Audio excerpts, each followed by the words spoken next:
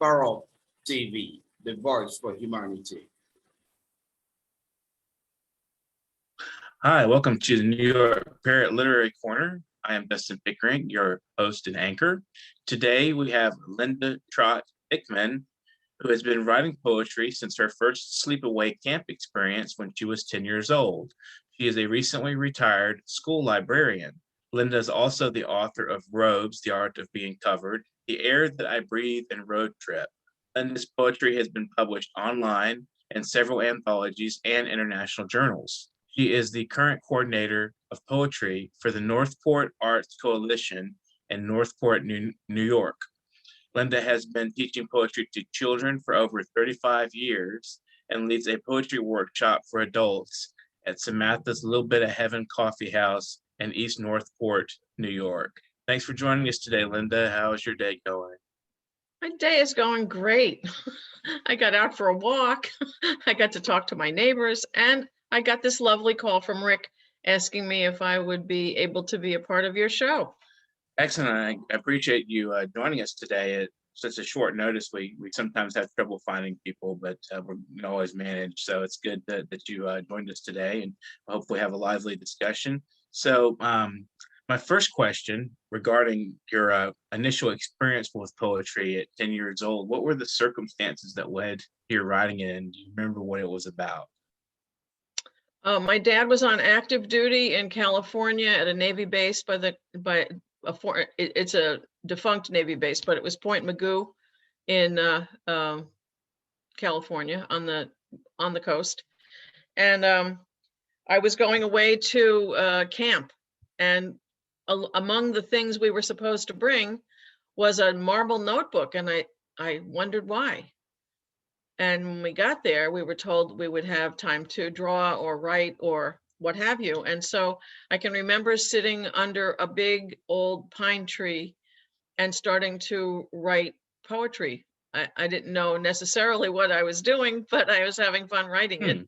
And so when I came back from my trip, I had a little collection of poems, which I wish I still had.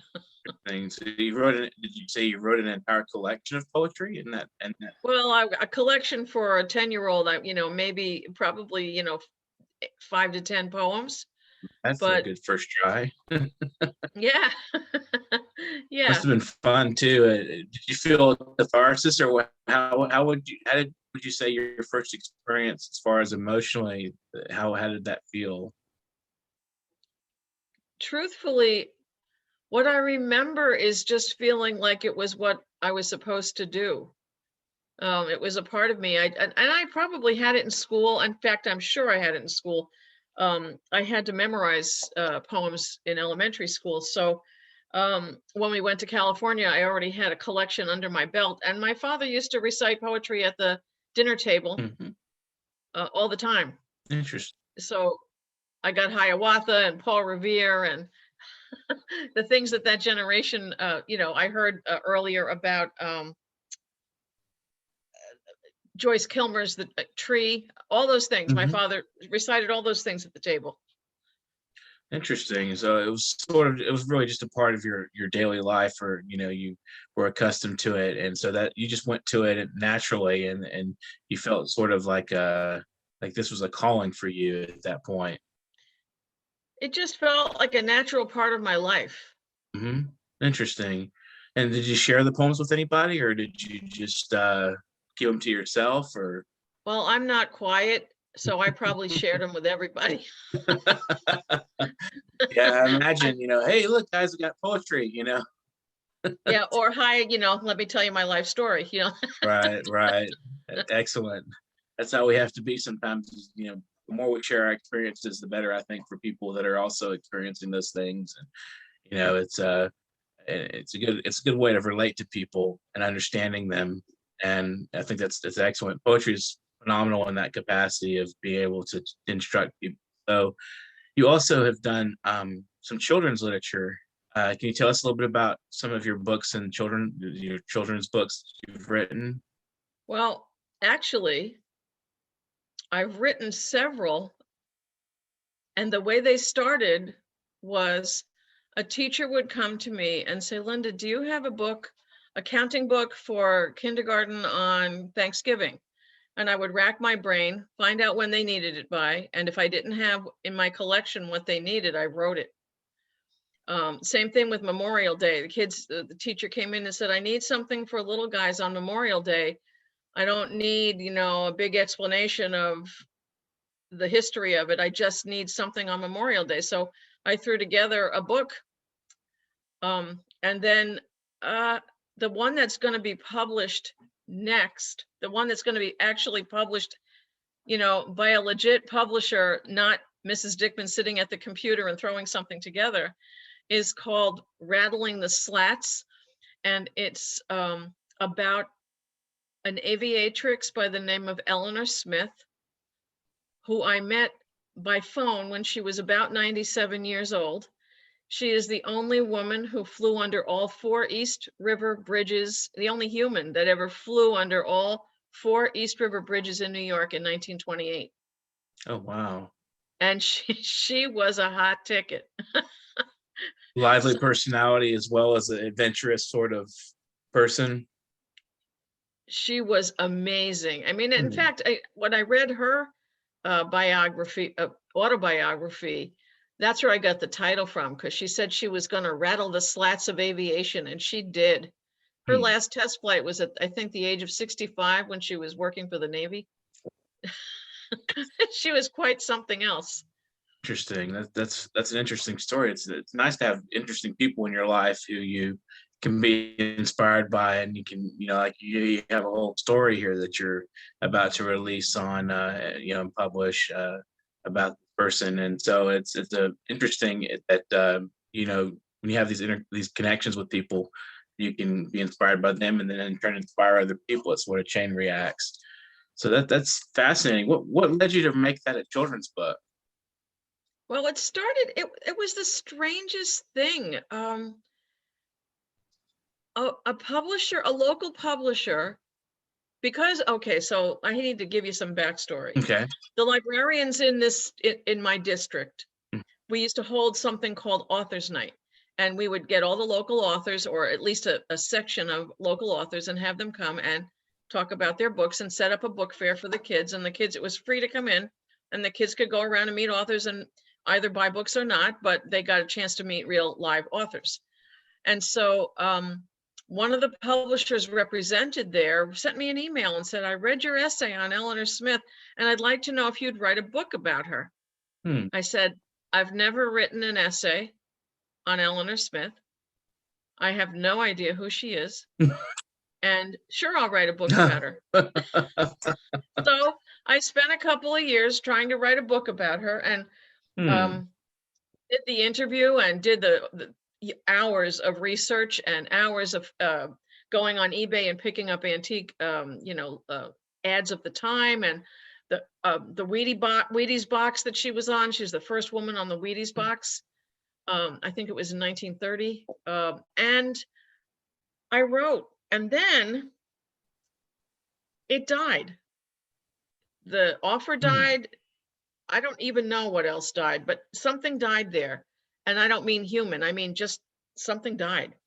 And then I went back to school for the first time in like 30 something years. I went back to school to get an MFA in creative writing, and I was 58 at the time. And I wrote a poem about Eleanor Smith. And I wrote a real kick butt poem about Eleanor Smith. And it got really good reviews in my class. And then I was talking about it with my publisher, and she said, oh, I think A got a market, B got a place to go, and all you need is the illustrator. So we're in talks with an illustrator right now. So I wish I could reveal his name, but I can't. And so it just came back to life with a vengeance.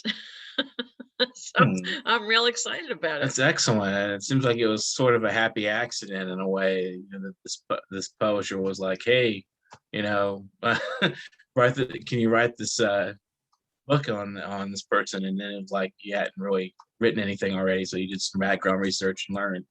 Excellent. That's a fun story to that relate to. And also, I like the fact that you when you go back to get your MFA, you're already 58 years old. So that's an excellent inspirational story for people out there who are considering maybe going back to learn something new or to study what they've always wanted to study.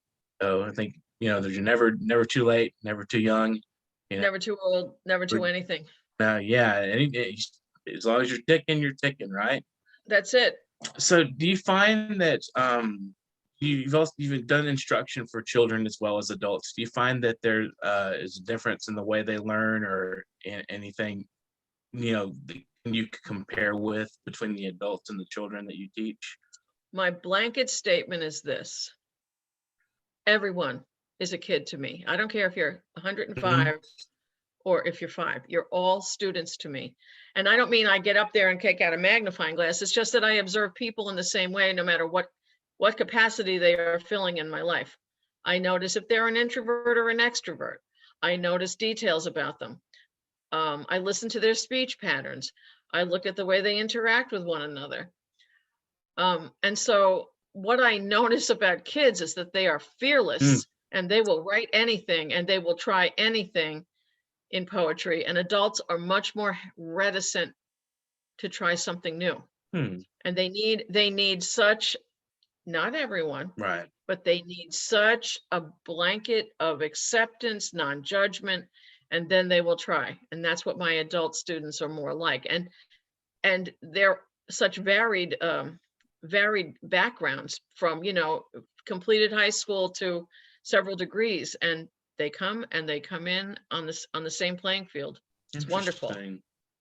So would you like to share a poem with us? Sure. Did you get a chance to look at them, or did you? Yes, I did. I enjoyed it. I appreciated them. I was gonna see which one you would read and we could talk a little bit about it. Okay. Oh, that's really hard. Okay, so it's either the hiding place. Did I send you that? And sequestered treasure. Let's go with sequestered treasure. Yeah, sequestered treasure. Okay. It's a fun one. Sequestered treasure. For the last emperor, Puyi, for Dr. Liana Lupas, for the one book. Created in the secret place, born to greatness, last wrapped in imperial yellow.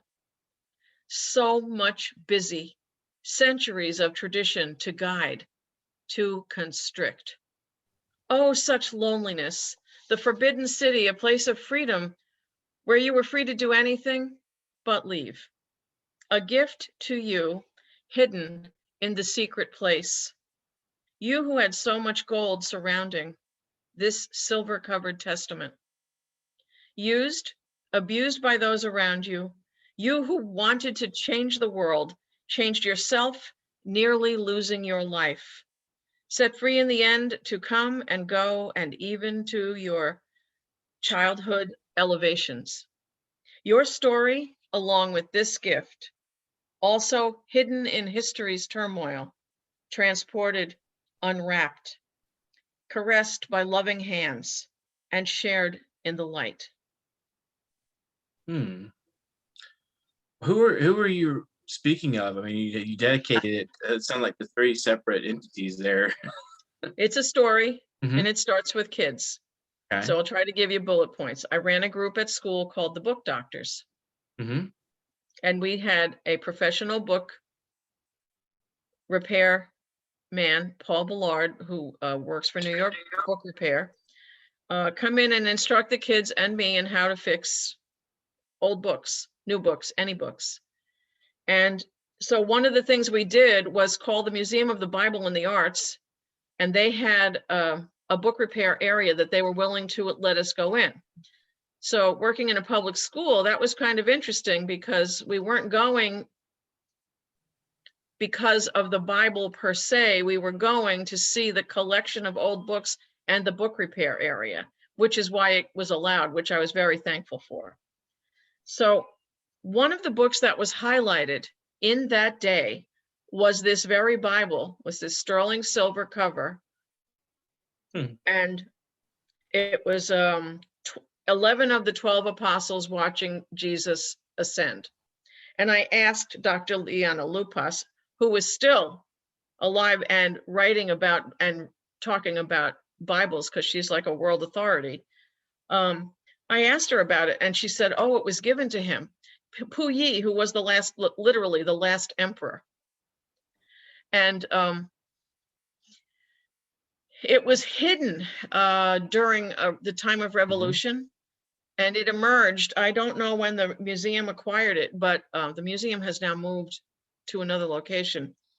But I'm still in touch with Dr. Lupas, and it was acquired, the book was acquired during her tenure there. And then on display, we got to see a special collection of them. I think she picked her favorites, and that was one of the ones that touched my heart. So I mean, there's more to it. I'm doing a program for the Northport Arts Coalition called the Poem Weavers. It's a connection between harp and poetry. So the piece that I needed to write a poem for was called Old Chinese Song by a harpist named Grand Genet. And I saw the movie The Last Emperor.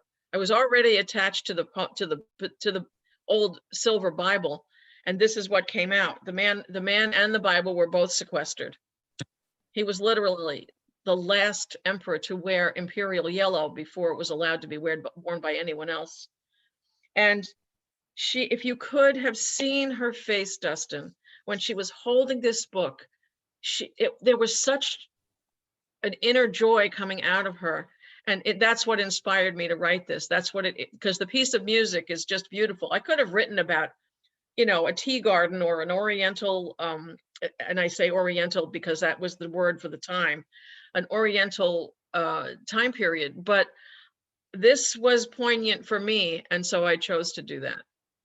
So it was inspired by music, and I would call it an ekphrastic poem, and it was inspired by the people that had to do with the story. Right. In reading it, I wasn't quite sure what it was about, but I felt a lot of the lines that I could still, relate to some of the lines and feel that there's like a mystique there. Like when you mentioned imperial yellow and things like that, it has a kind of, it gives you a feeling. So you can really kind of get into that poem, even if you don't know the backstory. And I thought it was pretty revelatory myself. I found it to be a very interesting poem. Another one that I went when I went through I think you sent four. The one that I really liked was Queen Anne's Lace. If you have that one, I'd love to hear you read that one. I do. Okay, great. Queen Anne's Lace. The bloom of Anne, who wove the most slender of threads into delicate laces.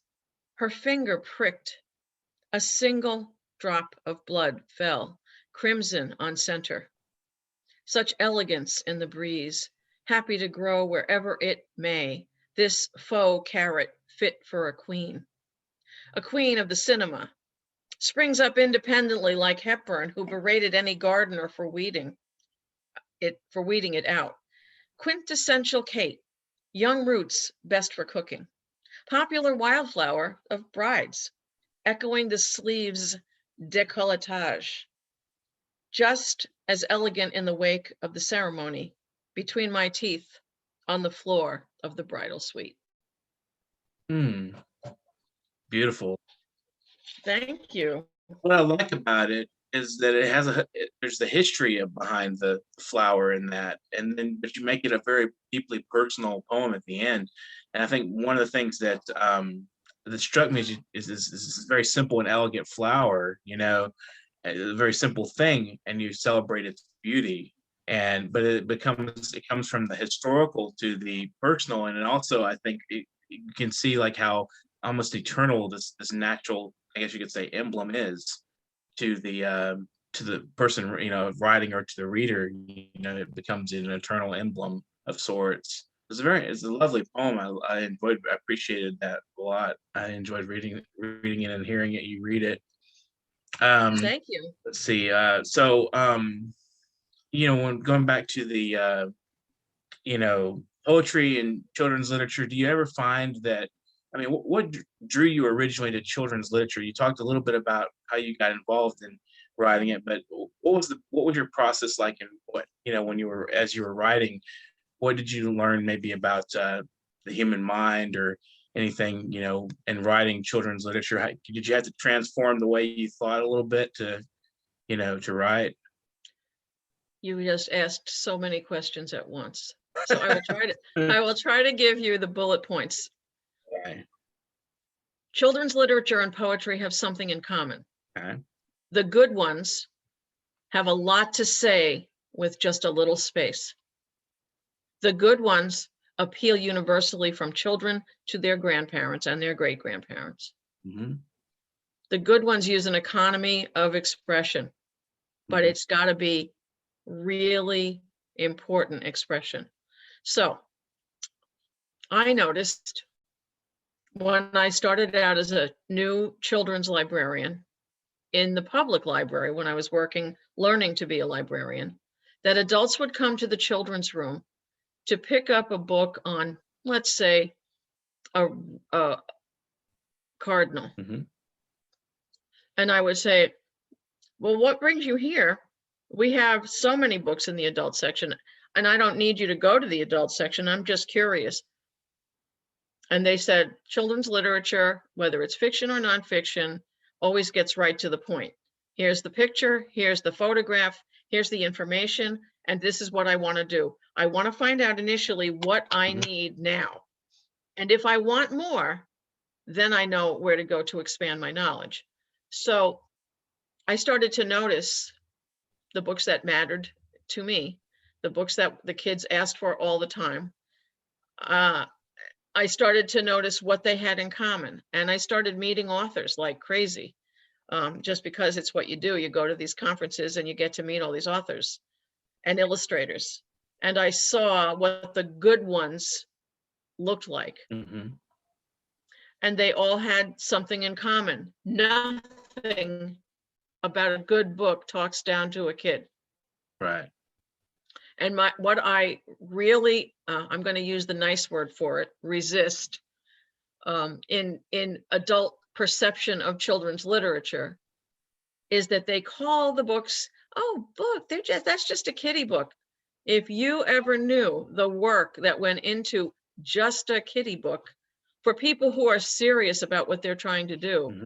you would never use that term again. And so that appealed to me. That appealed to me in my poetry. I wanted my poetry to be accessible, not so distant that it was on high, not Mhm. so distant that the common person or the sophisticated person couldn't access it.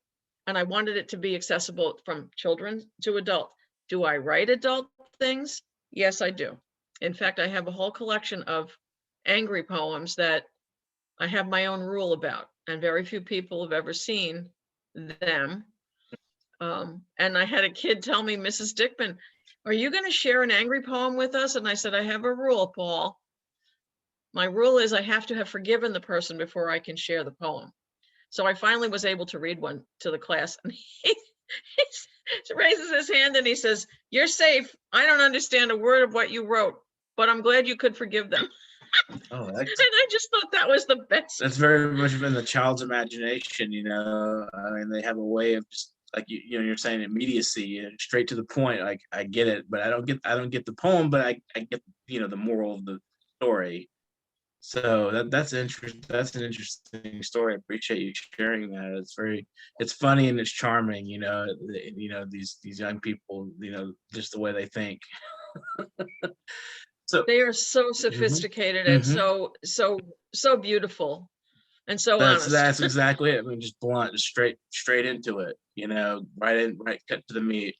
You know, that's very interesting. And that's been my experience with kids. Is sometimes they say things and you're not even quite sure what they're talking about, and they're saying something really interesting that's you've missed. I mean, a lot of times they can be like very perceptive in a way, and I guess a lot of adults are kind of like, they're just kids. They're just doing their kid thing.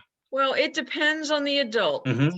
I had a former student who I met outside of a building one day, and she was making the air blue and wondered why her daughter was always swearing, and her daughter was 3 years old. Mm-hmm. Wow.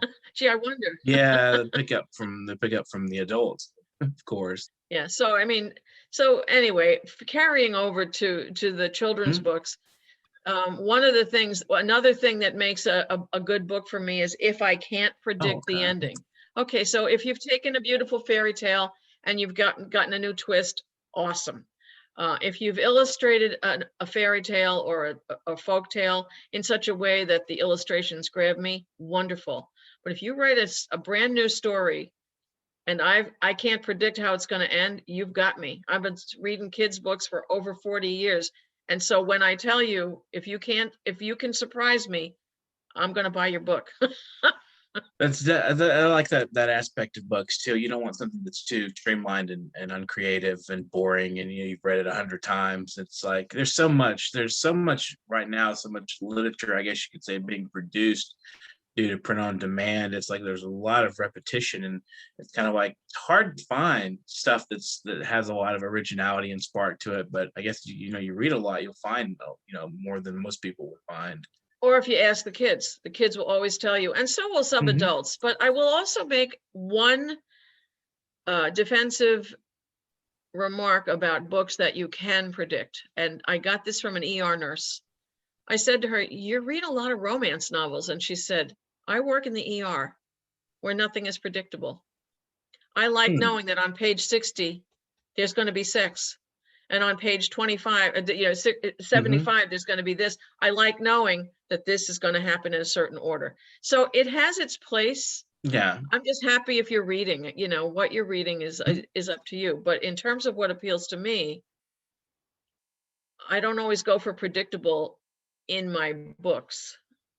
I like spontaneity myself, and I, like you said, predictability has its purpose and its value. A lot of people like to read things that are, you know, a lot like you said, the person deals with an very unpredictable life and almost really violent life probably too, seeing a lot of blood and stuff, and they might want to read something that gives them this feeling of security and relaxation rather than something that throws their mind for a loop. Yeah. What are the poetry circles like where you're at? Do you have a lot of interesting people come through, or is there a vibrant poetry community? Or There is one huge poetry community and several subsections. So and right now, during this unique time in history, what I've noticed is a lot of people meeting across the country and across the world. Because of Zoom, I've chosen the silver lining approach, and because of Zoom, I've gotten to meet poets that I might never have met before because we are Zooming all over the country. I met Rick Christensen um, Mhm. in a group that takes place in, I think it's Missouri, Mhm. um, Spofest, that he belongs to, and I got invited by somebody who lives here on the island. So we've got Long Island is a pretty big island, and it's got two major counties that define the poetry community. Although we do have a lot of people coming in from Queens and the city, but Suffolk County is Mhm. huge. And so there's an East End poets and there's West End poets, but we do mingle. And the poet laureate of Suffolk County is the poet laureate of the whole county. And they are wonderful and diverse and talented people. Everything from writers of Sesame Street to people that claim that their claim to joy is their roots with Native Americans, everybody. So the poetry community is a great place to have your voice heard. For the most part, you can have your voice heard. Mhm. Excellent. It's a very open community. What I loved about the poetry community myself, that when I became involved with it, is the openness, and you can be free to be yourself, and no one's going to judge you. I mean, poets are very open most of the time, and there are some that are kind of boards, I guess you could say, but most of them, fall lagway. Well, there's enough groups on the island that you can choose your comfort zone. Right. That's excellent. you know, it's here's a little smaller where I'm at, precisely where I'm at, but when further up, you know, in the Houston area, there's a lot of activity, or there has been before COVID. There was a lot of activity. Where Like you are said, you? in Houston, Texas. Oh, Houston. I don't know why I thought you were from New York. No, I have no, family out there. yeah, this the organization is the New York Parrot. They're based in the Bronx, but yes, I'm from Houston, Texas. So How nice. yeah, it's a nice city. I enjoy it. So We drove through San Antonio 2 years ago. We did a couple of road trips, Hmm. which explains the title of my third poetry book. And so I wrote everywhere we went, oh but we wow, didn't get to Houston. Yeah, yeah, it's all right. It's a big city. They call it the New York of the South. It's a big, diverse city. A lot of old people and banking people. You know, that's really. yeah, that's that. You know, further downtown you get out, you know, you get around a lot of the, you know, those kind of companies are running things around here. So, Interesting. but yeah, it's a nice town. So I mean, when you travel, when you wrote your book, did you write it as you traveled, or did you write after? Did you like sort of when you were resting? Yes to all of those things. So Oh. here's how it started. Road trip one, the first road trip book. There's a second one sitting in the publisher as we speak. Hmm. Um, the first one, I saw a challenge for NaPoWriMo during April. So it was, you know, National Poetry Month, and this particular publisher put out the challenge to write 30 poems in 30 Hmm. days. So I took the challenge. This was my fourth time taking the challenge. And the rules state that you may not write the poem while you're, you know, before April. So I didn't. But while we were out on our road trip, I took notes in every location and would write down phrases here and there that I wanted to remember. And when I got home and it was April, I thought, I'm throwing caution to the wind. What do you do on a road trip? Well, you know, at my age, when we weren't playing video games, we didn't have them. So we played, you know, we sang in the car. We sang, my mother was musical, my father was musical, my brother was musical, I was musical. So we sang in the car, but we sang weird things like the Stars and Stripes Forever, which has no words. So we played all the parts of all the instruments.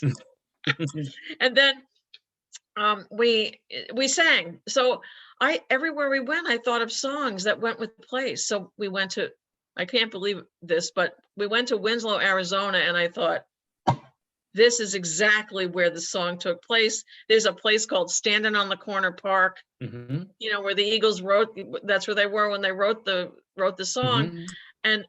And we went to Tucumcari, and that has some roots in music as well. And we went to Loretta Lynn's, she has a place, and I wrote something to Coal Miner's Daughter. So there was the musical theme for that book. And so when I got back from the trip and April began, I went to town and had a great time. Fine, that sounds like a blast. Visiting a lot of historical historical places, you know, rooted in music, and you know that sounds like a real joy. That's an interesting. What is the name of that book? Road trip. Road trip. Excellent. So we have a remaining about 4 minutes or so. If you want to give any shout outs or any final advice, you know, maybe a little bit about what poetry means to you as a writer, where you see yourself in 5 years, something like that nature. My dream is to stand, you know, at an inauguration. I am not specific about whose. Hmm. I just want to stand there at the inauguration and read a poem. That would be awesome. But that being said, where do I see myself in 5 years? That would be a great place. I didn't do the math, but that would be a great place. And where else do I see myself? I see myself as a successful author of both adult and children's poetry books, Mm-hmm. Or books of poetry, or books that are related to poetry. Advice: just start writing, carry around. If you're not, you know, whether you use your phone or you have a voice, you know, a voice activated device, or you use an old fashioned notebook, just start writing. If you hear beautiful language, write it down and quote where you found it. And then just sit down and play with it. And don't be afraid. too often I hear, I know I'm not good and I will not accept that language in my anything. Mhm. I am, and the way that it started for me was I had this wonderful, wonderful professor named Jacqueline Jones Lamont at Adelphi. And she said, this is a snapshot of the poet where you are now. Start where you are and keep learning. And that is what I have done. Mhm. So you're never too old. You don't have to go to college you don't have to go back to school to do this. Just start writing and involve yourself with another person or another 4 or 5 people that get your poetry or don't get your poetry, and write with them. Right. So that's one shout out, Jackie, and to Stephanie Sands Larkin, who is my new and wonderful publisher, who just is like the wind beneath everybody's wings. I don't know how she does it. She's got to be tired all the time. Mm. And Yeah, as a she is, publisher myself, I can relate to that. yes, and her company is Red Penguin Books, and I'm not one to do commercials, but I just adore her and I adore the entire staff there. They're just wonderful. So I'm trying to think of what else. My husband has been my best and first editor, and my children are my cheerleaders. My daughter designed my business card, and my other daughter designed the cover of That's Robes. beautiful. And she did a great job, and it's just bright and cheery. And that book launch is happening June 10th at Samantha's Little Bit of Heaven. Excellent. Good luck with it. Thank you so much, Dustin. I have to tell you, I'm so thrilled Me to too. talk I to enjoyed you. our conversation. I think it was wonderful, and we had a excellent talk. I think, and this had a lot of dimension to it about, when we talk about children and adults and things, we went into a lot of interesting topics. So I really am grateful for your time, and thank you very much for joining us. So, And I have to tell you, I also watched 3 of your shows and had a really good time watching them, just preparing. thank you. It's good that you watch if you want to go through and like them. And our I viewers did. out there, please go through and watch our previous history shows we've done. If you're just jumping on and listening in, just, go for it. Just subscribe to the channel, and everyone out there who's viewing these programs, tell us what you think. Feel free to leave comments. We're not at all adverse to either critical or applause kind of comments. And we're looking for donations. It's not necessary to join us on the program or for anybody to view us, but we are looking for donations at paypal.me/nyparrot. That'll be on from PayPal. And so if anybody wants to do that, feel free. Any amount is good for us. We're looking to improve our programming and improve our quality and so forth. So thank you very much again for joining us, Linda, and thank you to our viewers.